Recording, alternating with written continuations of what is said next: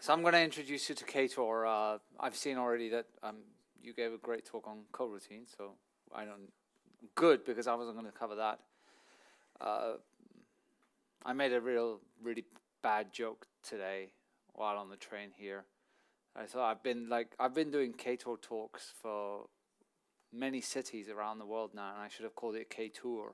Do you get it? No. We'll stick to the tech stuff. Okay, so asynchronous framework for connected systems. If you go to the website, that's what Ktor says. I kind of find it more enticing to call it something like a synchronous framework for distributed microservices backed with blockchain, because you throw microservices in blockchain and everyone gets excited, right?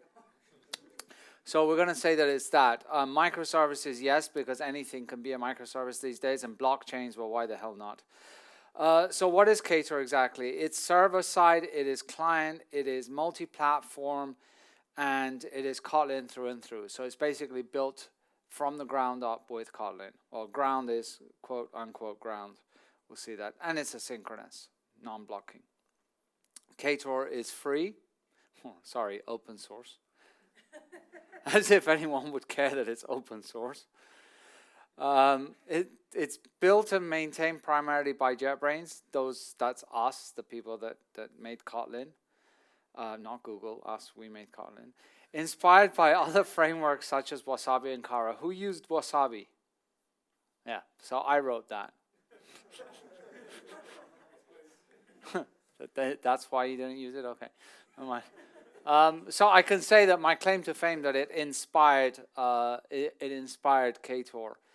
Wasabi in turn was inspired by Express.js, which in turn was inspired by Sinatra, which in turn, I don't know what that in turn was inspired by.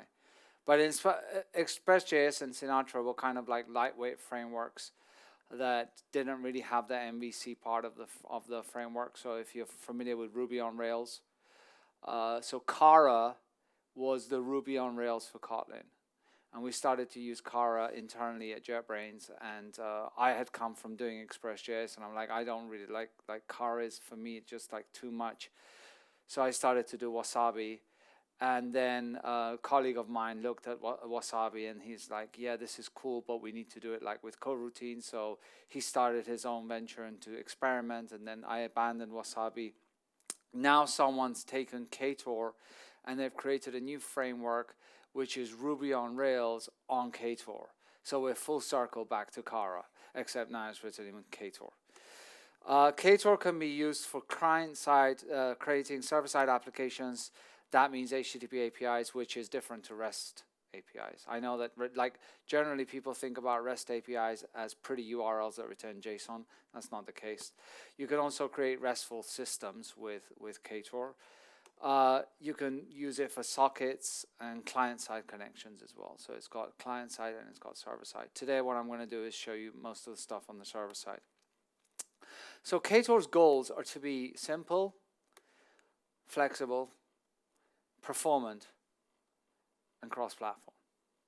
Now, I always laugh when I put this slide, because imagine I put a slide and it's meant to be complex, really unflexible, bad performant, and we're only running it on a single platform. It would look stupid, right? But this looks really great. We try and keep it true. So let me show you a simple server. This is basically the simplest hello world in Ktor server side. So you have your embedded server at the top, which is using Netty and port 8080. Then you have this thing called routing, and inside that routing, you have the actual verb, in this case get, and the root, which is the slash. And then you respond with text, hello Ktor. Now that's actually got a bug. Can anyone tell me what it is? Yes, exactly. The content type is text HTML. But hey, browsers nowadays render anything, so who cares? Okay? So, yeah, but that's the actual bug. Now, if you're not familiar with Kotlin, all of these things, everyone recognizes it. Well, you're all familiar with Kotlin, right? That's higher order functions. So routing is a function. Get is a function. Okay, so we'll see how that is, but they're all basically functions, and those are lambdas that are being they're higher order functions, and the lambdas being passed in. So a Ktor application consists of multiple modules, right? That means that you can have like a Ktor app, and then inside it have different functionality that covers different areas. So are you familiar with Spring Boot, which we've just seen, right? And you're familiar with the concept of a customer controller, right? So that's got nothing to do with this. There you go. No, yeah, so you can have like a customer controller, you can have an invoice controller, you can have, I don't know, order controller, all of that being part of one module. You can have multiple modules in your application. The idea with this was that let's say that I have a Ktor application that can serve multiple units of functionality, and then sometimes you want some functionality active, sometimes you don't. What we found is that generally people create kind of like single or 2, 3 modules per application, so they don't really use these modules that much. A module itself consists of this typical pipeline that you have in any HTTP type of application. So you have the request, you have the routing mechanism, you have your app logic, and you have your response. And in between these, you have these things called features. Now, features could sit basically anywhere in the pipeline, right? And they could be like the pre-request, pre-response, etc. And these features are actually different types of functionality. So we call functionality features. If you're familiar with Express.js or Sinatra or whatever, this is also used, the term to call this is also middleware. So middleware is sometimes used, or interceptors or connectors or whatever you want to call them. But essentially what they do is provide different types of functionality. And in fact, routing in Ktor, or routing, depending on where you're from, is also a feature. It's just that it kind of already, quote unquote, exists in any Ktor application. So that's it. So let's now just switch over and see some code, and then we'll come back to the slides. So let me go to simple. So here is my simplest application, and this one is correct. You can see that the content type is text plain. And what I'm doing is basically defining the routing. So I've got my application, which I've called simple, and then I've got my routing and then the get. Essentially the same thing that you saw in the code. By the way, anybody actually worked with Ktor? So what are you doing here? Like seriously, like, isn't there an IPA bar nearby? So this is basically the simplest that you can get. Now, notice that I can't run this. So how would I actually run this? And I showed you that in the slides, you saw that you had like the embedded server and you would launch Netty, etc.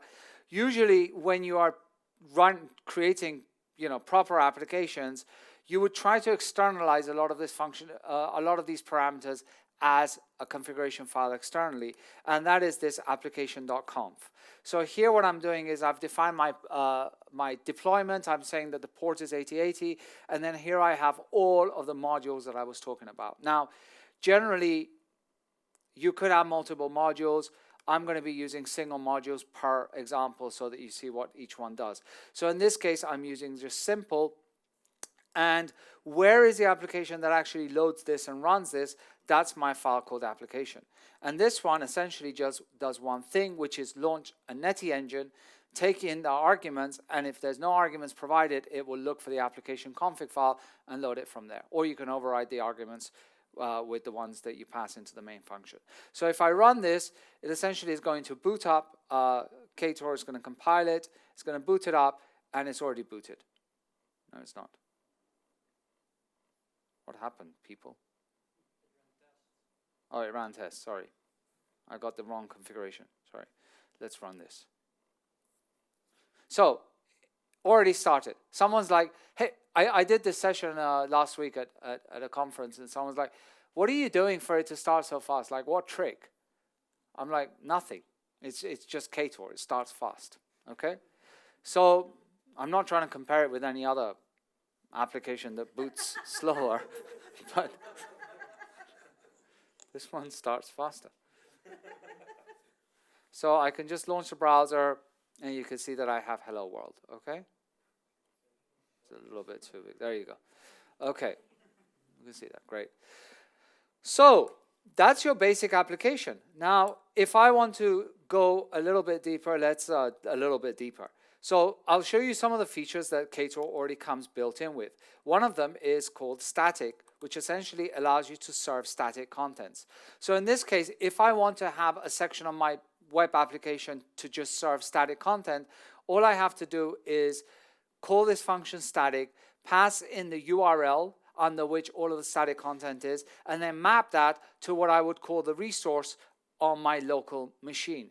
In this case, resources is a folder, and inside that there's a static folder, and inside there I've got my logo. So if I were to run this, and notice that I haven't done anything other than change the application conf, and now if I open and I will go to static, look Ktor logo, and it will launch my static file there. So anything that I now place, and I can have, obviously I can have multiple static URLs. Anything that I define under static, because these are essentially functions, right? So I can have another static here with some other URL, and anything under that will also be just loading static content. If you want to interrupt me at any point with questions, feel free to, by the way.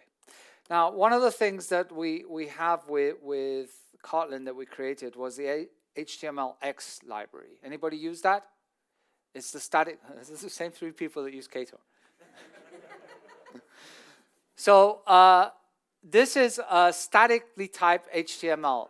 And sometimes when I show that, people are like, oh my God, what are you doing? That's like HTML, you know, combined with code. I'm like, yeah, kind of like React, yeah?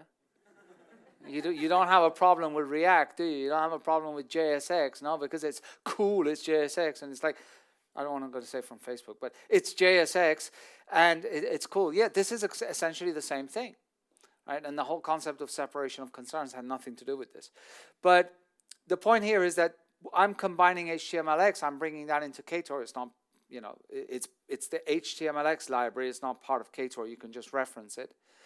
And I do respond HTML, and inside there I have statically typed HTML. So I can respond with HTML, I have my for loops, everything. And then, you know, if I want to run this, well, guess what we'll get? We'll get the result as we saw before. So here I'll say HTML, HTML DSL, and you see that I get my, there you go. I get my HTML DSL. Okay, and look at this.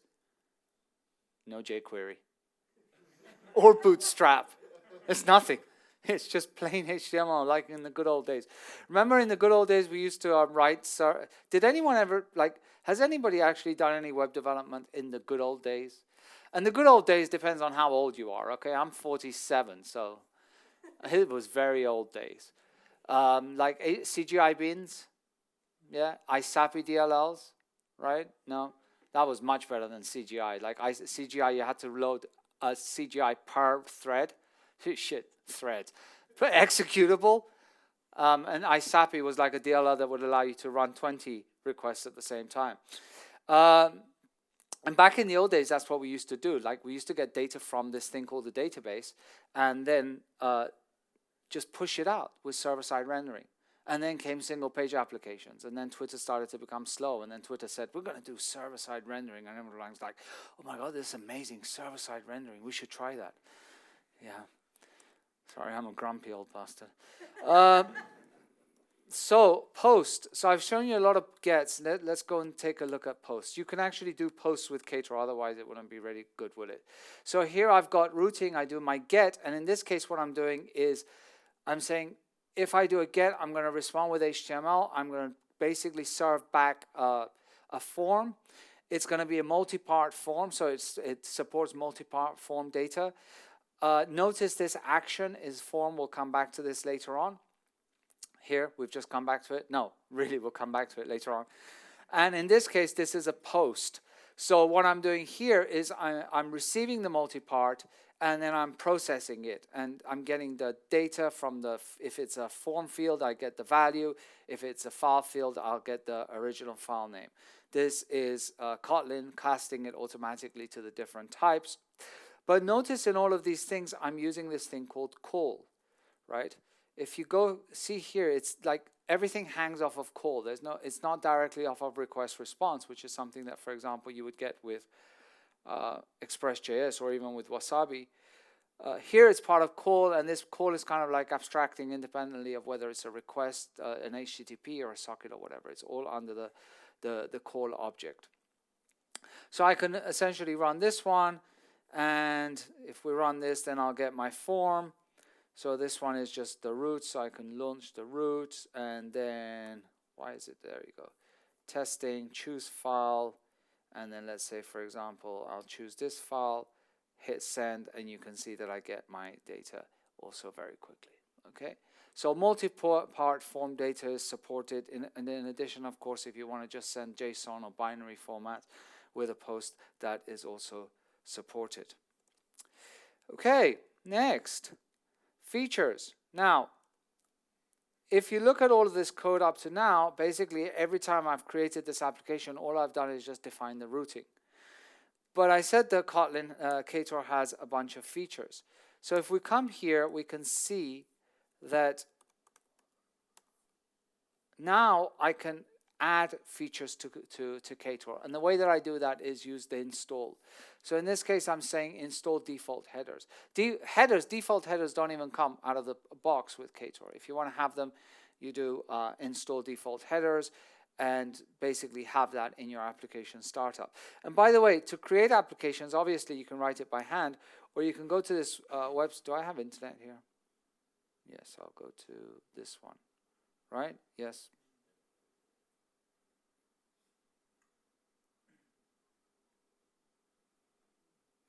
There you go. Okay. Yeah. Okay, so start.ktor.io. I don't know where we got that idea from, but anyway.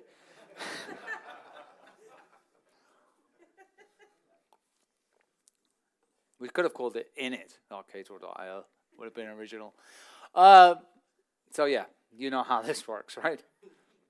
Type of project, the features that you want, and you see that we've got a whole bunch of features. Or you can just do install IntelliJ plugin, in which case you could just do file new project, and then from here Ktor, and basically get the same functionality. Okay. If this doesn't work half of the time, it's okay. Doesn't matter. The website does. So I have this install headers, and basically what this does is add the feature of install headers to my Ktor application. So if I were to run this, now when we open up the browser and we do headers, you can see that I'll get the request. So let's go to the browser and come here and do headers. Let's open up Chrome tools. So you can see in the network, if I do headers, I can start to see some of these headers, okay, which by default might not even be there. And this takes us to the next thing in Ktor, which is content negotiation, or otherwise known as JSON. No, it's not. I'm joking. So how many of you are familiar with the concept of content negotiation? Okay. So for those of you not familiar,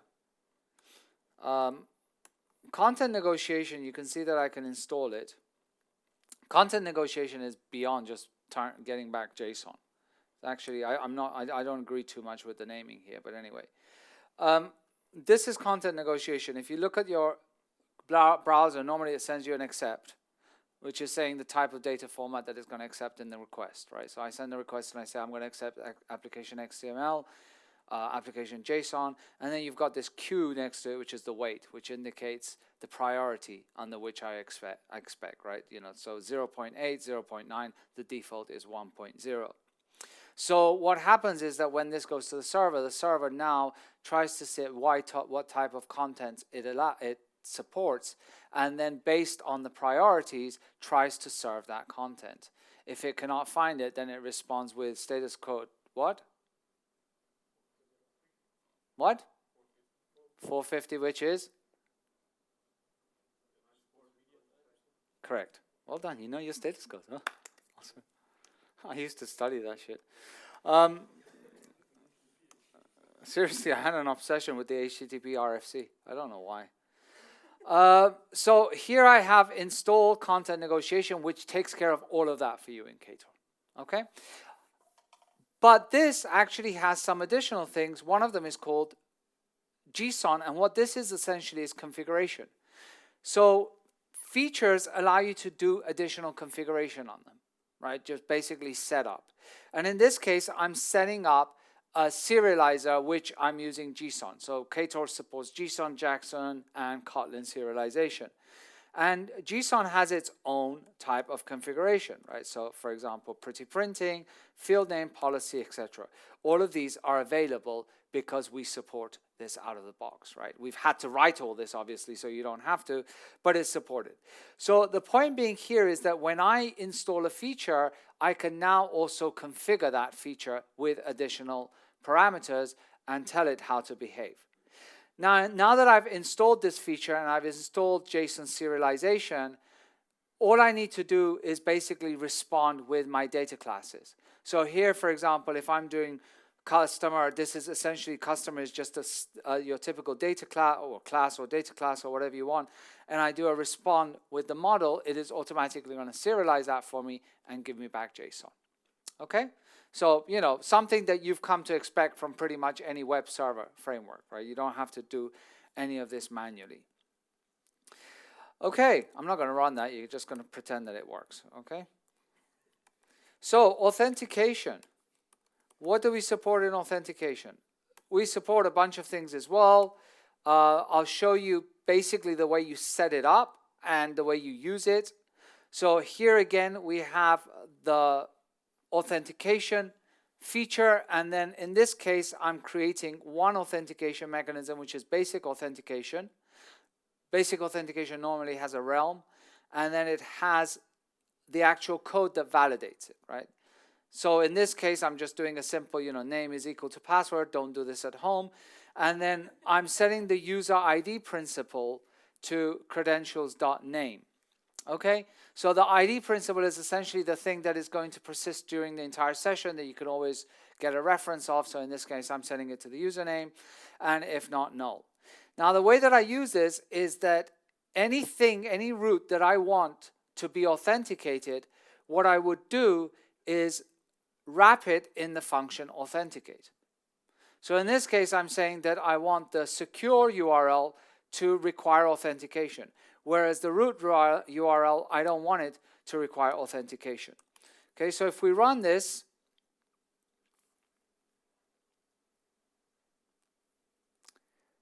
this is a little bit too fast because it like the URL opens faster than it should.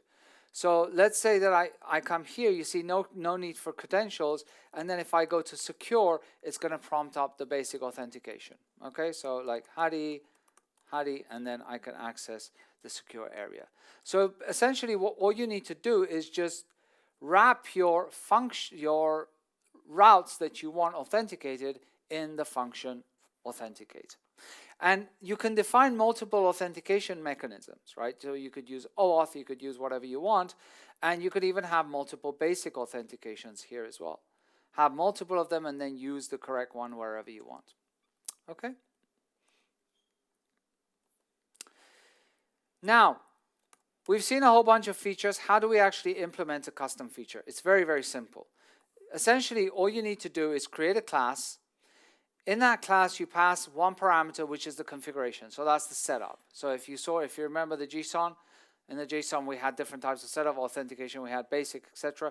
So in this case, I'm passing in a configuration, which is a nested class, which has two properties, a name and a value. So this feature, what it's going to do is insert custom headers into my responses. And then I have a companion object over here, which is implementing application feature pipeline and installing the functionality and then basically acting on that pipeline. And I can install this anywhere. So generally, a lot of the frameworks say kind of like, you can install a middleware in the pre-request, post-request, pre-response, post-response. With Ktor, you can basically position this in multiple places, and then based on how you install it, the ordering obviously is going to vary. But the implementation of what you would consider a feature or a middleware is kind of quite simple and straightforward. And then when I want to use it, basically the same process as before. I do install custom header. I set the configuration. In this case, it's header name and header value. And with that, I essentially have that feature implemented. So if we come here, and this one is the GET request, and we open it up and we refresh, you can see that a network, I now have my custom headers ABC and the value DEF. Okay? So quite simple also to implement custom features. Okay, next. Routing apps. So I've shown you a whole bunch of simple examples. Now let's try and add more stuff to this. So first of all, here what I've got is now a get, as we've seen before, but now notice that I've got this new entry which is called a root customer. So essentially what I'm doing is now grouping. Whereas before I would just have get the URL, like here I could have, get employee, for instance. Here what I'm doing is grouping everything that is /customer under that. And then I have customer get, customer post. So it's a different way of actually defining your routes. Okay? In this case, I'm just doing root employee, and I've just got to get. This is a root parameter, right? So it's basically employee /1. It's going to be that 1. Notice how I refer to it. I use curly braces, ID, and then I have to do call parameters ID. And we'll see a better way to do this in a moment. And here I have, for example, root in shipment, and then inside shipment I have international. So that would be shipment /international, and then I would have get post put. So you see that this is kind of flexible. Whereas if you take a framework like, for example, Spring Boot or anything else, they basically, if anyone comes from .NET, it's even worse there, right? ASP.NET MVC was like you have to have a folder called controllers. You have to have a folder called model. You have to have a folder called views, which is similar to Rails. And everything that's a controller has to be there. With Ktor, you can do whatever the hell you want, which is good and bad. Because if you start, you're like, how the hell do I do anything? You can define your routes any way you want, because essentially all it is a function. All I'm doing is basically calling a function. So what does that mean? How do I actually try and give this some kind of sense so that it becomes, maintainable? Okay. That again depends on what you want to do yourself. But like, for instance, one approach is to get rid of the whole routing and basically create your routes as an extension function to the class root. This means that I don't have to do every time write routing, right? That's no longer required because get, post, put, delete, etc. They're all extension functions that I can access by extending the root class. So this is a common way that people use Ktor. Now, this is still in a single file.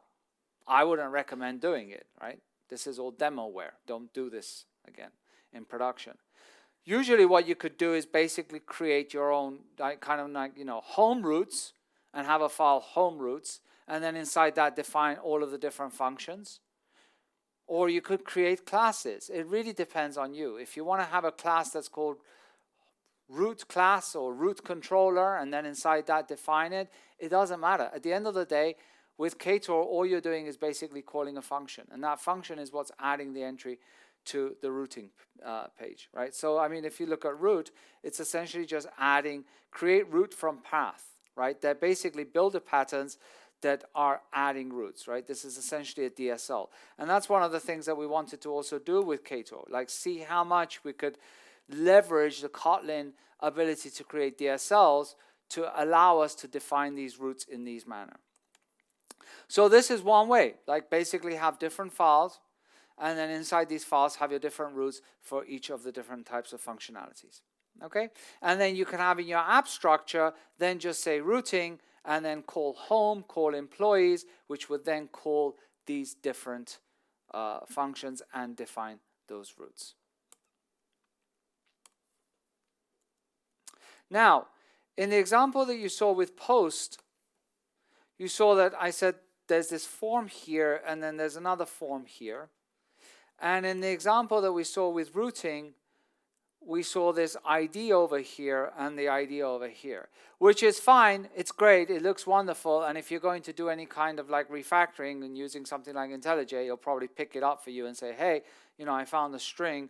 Do you want to refactor this string? And you're like, yes. And you're like, shit, no, not that string. And then you got to do Control Z. And then it's like, and then you file a bug on UTrack. And then you rant on Twitter. And then you're like, oh, this is so slow. I'm just going to revert to Vim.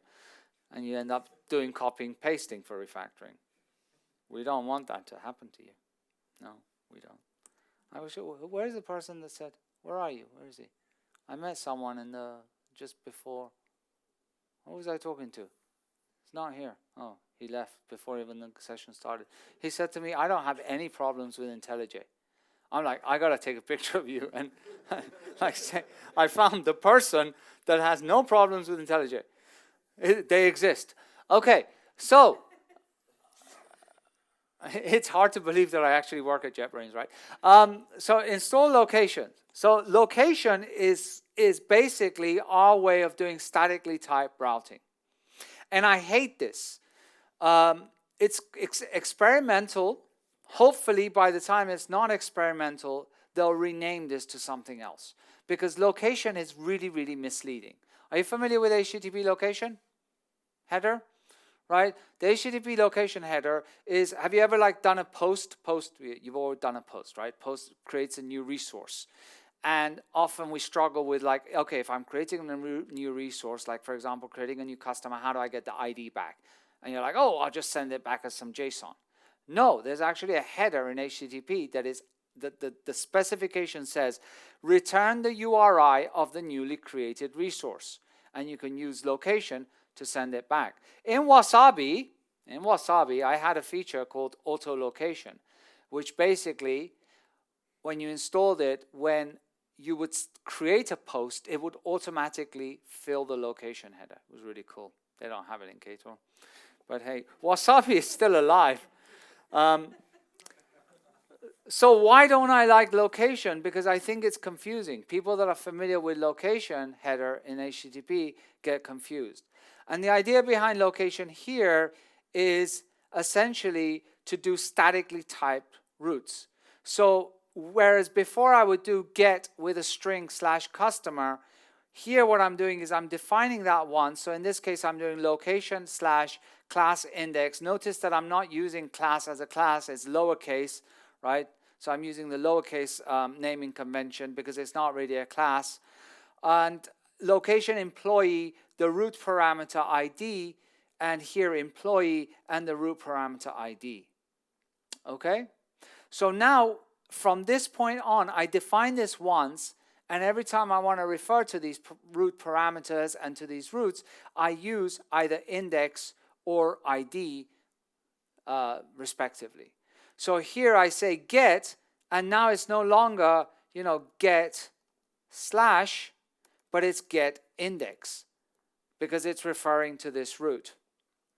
And here I've got get employee, and I don't have to do employee, call dot parameter square brackets ID. I just do employee dot ID. Okay?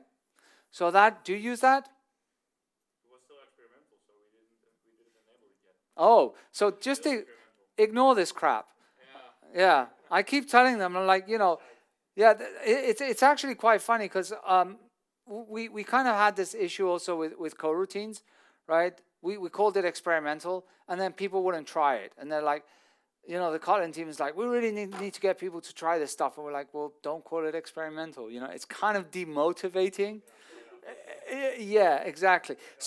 Yeah, exactly. Especially for Java folks, right? Like, I don't know why there is a differentiation between communities. You know, in the Java community, you're like, oh, are you going to try Kotlin? No, I'm waiting for it to reach 1.0. Whereas in the JavaScript community, oh, look at my framework. It's at 0.00725945678 beta. Oh my God, I'm putting this shit in production. You know, I don't know why there's this like psychological barrier with versioning with the JVM community, and there isn't with the JavaScript community. I'm not necessarily saying there's anything wrong with the JVM community there. But yes, so yes. Yeah, one question that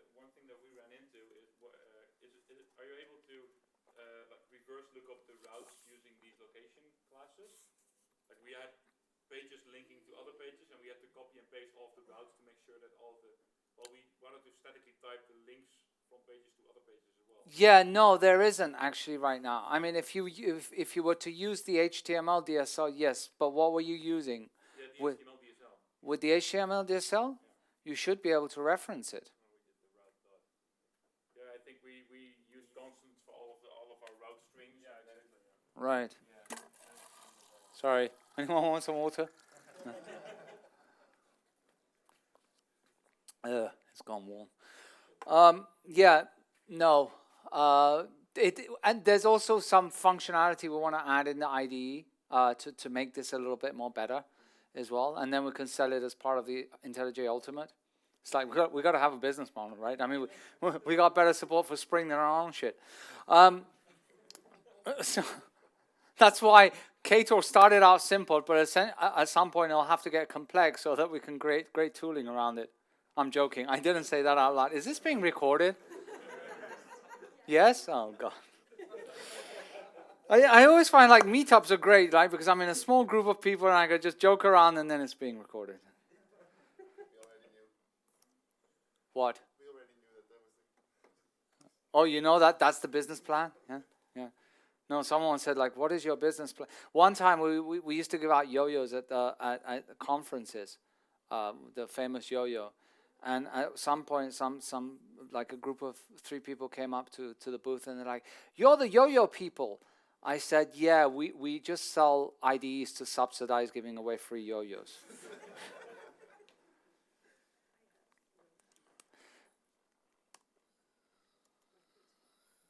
So now Ktor is built from the ground up using coroutines. Okay, so basically everything is a suspend function, and as you were saying, all the way, turtles all the way down, suspend all the way down. And generally the way that we've done it is that we try and prevent anything from blocking. So even if your code blocks, there's like supposedly mechanisms in place to avoid it. But if you want to essentially do any kind of long blocking calls, the way that you program is essentially the same. The only difference is that you're basically going to be using suspend functions and then just the coroutine context essentially the same way, right? So you don't have to worry about the handlers for Ktor. That's all suspendable. You just have to do your long-running processes using suspend functions as well. And now when it comes to testability, so that is also kind of nice because you don't have to fire up the entire stack to do a testing. So here I have an application, my first application. The only difference is that I'm passing in a parameter that says testing boolean equals false. And then in my test, I just do with test application and set testing equals true. And I get access to essentially the entire request response features, all of these things, without having to build up all of the stack and have the server running. So I can basically run this without needing to actually initiate all of the underlying infrastructure. Now, if you want to, obviously you can, and it's recommended that you have integration tests. So you run your Ktor application and you run your integration test as well. But for a lot of the testing that you want to do, you don't actually have to put that in place. Okay, so that essentially basically gives you an outline of Ktor. I've tried to cover some of the functionality, some of the features that there are. There is a whole bunch more of features that are being added daily. I mean, if you go to, okay, daily is a way overstatement there. Daily. So you have templating, you have like FreeMaker, you have time leaf rendering engines, the features. Oh, finally they added. Oh, cool! They finally added this. This was something that I had in Wasabi. Auto provide responses to head requests for existing routes that have the get verb defined. Yeah, no, that's not what I wanted. No. So I had a So I had a feature also in Wasabi which needs to be implemented here, which was called auto routing. Which basically what it would do is, if you're trying to follow REST, like if you were trying to do RESTful systems, one of the things that the idea was to kind of try and leverage HTTP as the protocol it is as well, right? Although REST can be outside of HTTP as well. or forget REST. Let's just focus on HTTP. So one of the things that HTTP provides is that when you make a request to something, you request a specific verb on a resource, like for example, post, and you're not allowed to do a post. It says method not allowed, right? So when you're writing your server, you would kind of have to respond with a method not allowed. And I had the auto routing, which basically would look through your routing, and then if someone would make a request with a verb that wasn't permitted, it would automatically respond with method not allowed, and you wouldn't have to implement this yourself. But anyway, there's a whole bunch of functionality here you can see, and then I haven't even showed you anything of the client side, but we've got client side stuff as well. So for example, the HTTP client for Ktor now is completely multi-platform. So it runs on JavaScript, JVM, and native, okay? Just like we're doing with the things like serialization. So to recap and to show you a few more things with Ktor, in terms of deployment options, you can deploy with Jetty, Tomcat, Netty, or CIO. Anybody know what CIO is? I'll give you a clue. IO stands for input output, and C stands for? Oh, come on, people. Coroutines. Yeah, there you go. Yeah, whoa. Or Chief Information Officer. So, anybody know what that star is? No, that's like, don't use this in production.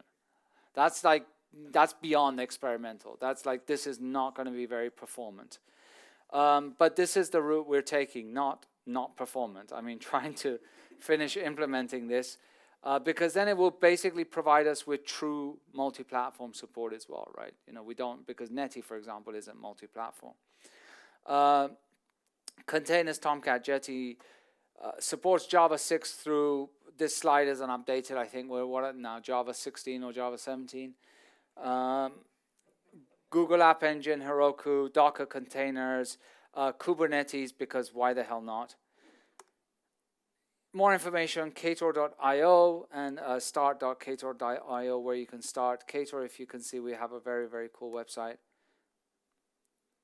Okay. This is actually a really bad template, because this really feels like it's a tree, it's breadcrumbs, but it's not. These are actually different menu items. But we do have documentation, which is kind of nice. Okay.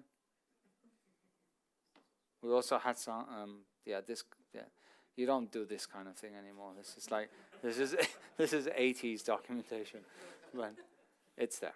Okay, any questions?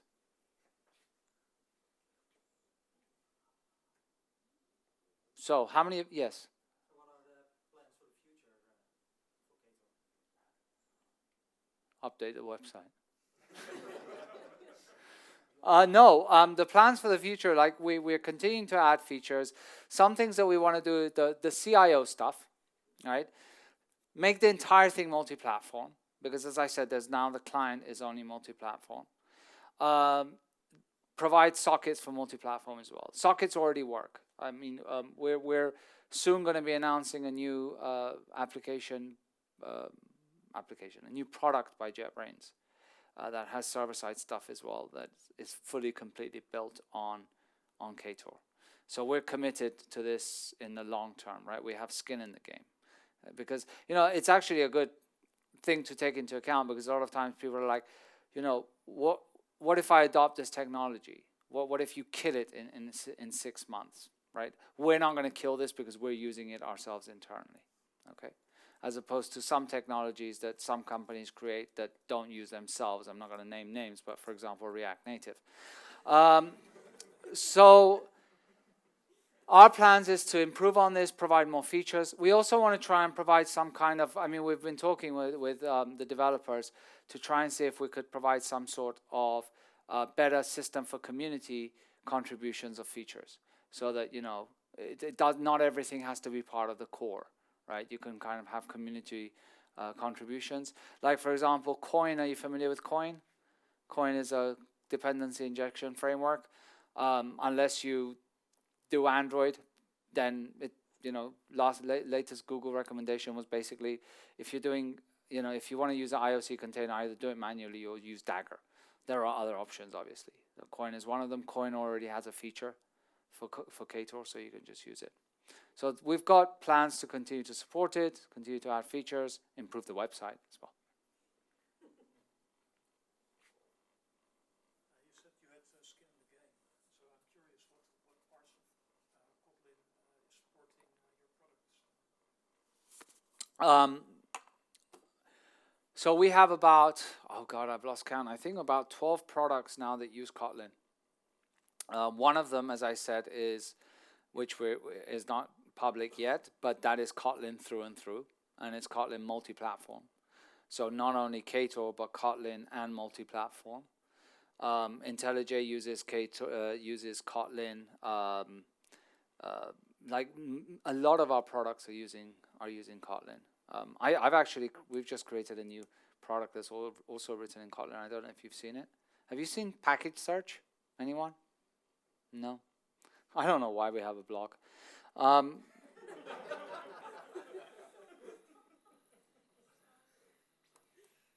So there's a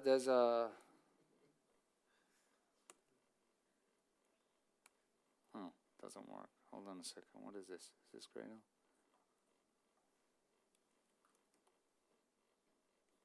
So packages. You've not seen packages?